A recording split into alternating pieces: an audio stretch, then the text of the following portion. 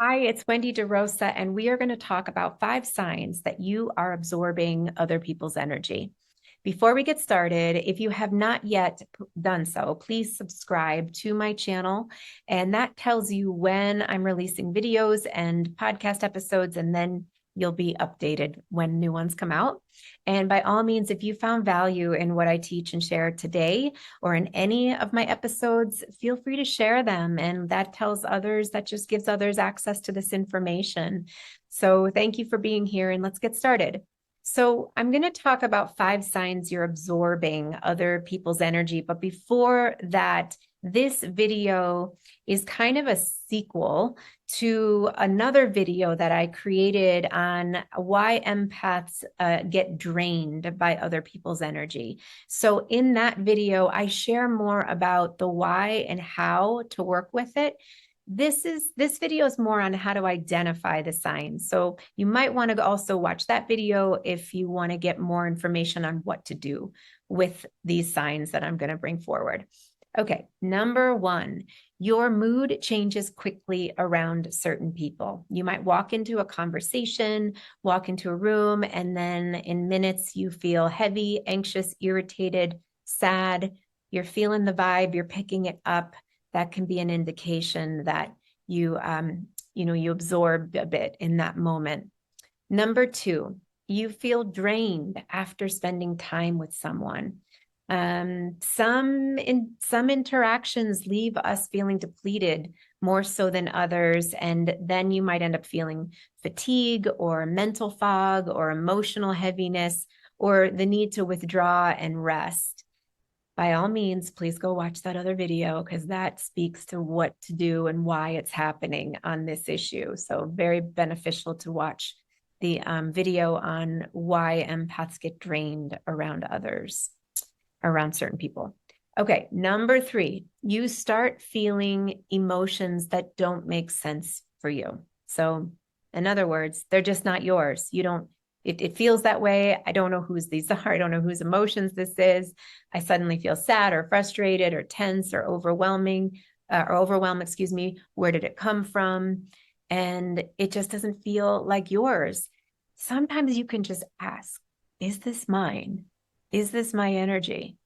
Is this my sadness? And we have to take some time to sit with the answer to that question and let your body tell you, let your soul tell you. That sometimes can be really helpful. It's just to ask, is this mine? And see what information your intuition brings forward. Okay, number 4, you feel responsible for fixing how others feel. Once again, a deep pattern for empaths specifically. When we learn to take care of the emotions of others because our safety, survival, well-being dependent on it, as a child, it's inherently common that we will develop an over-responsibility pattern. I've talked about this a lot in my book, Becoming an Empowered Empath. I talked about how to transform that pattern. The video I keep mentioning in this video can be very beneficial also. But there's a pattern there that we sometimes will inherently feel responsible for making sure we're keeping the peace. And that isn't the adult self, that's the inner child self that's doing it. So it's important to recognize that, and there are ways to work with it. Okay, number 5, it takes time to come back to yourself after interactions.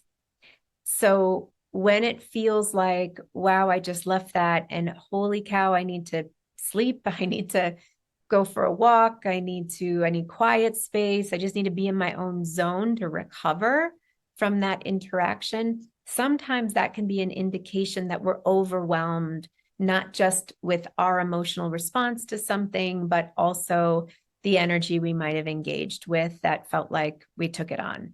So there's cleansing that might need to happen, sending the energy back, breathing, sometimes showering. There's a lot of energetic tools that can be brought in this moment to help you clear what isn't yours and send it back to them, or to send it to the earth or send it to the light. And clear your system to come back to yourself. I'll also add that sometimes this coming back to yourself is like the next day. Like it can feel like an emotional hangover.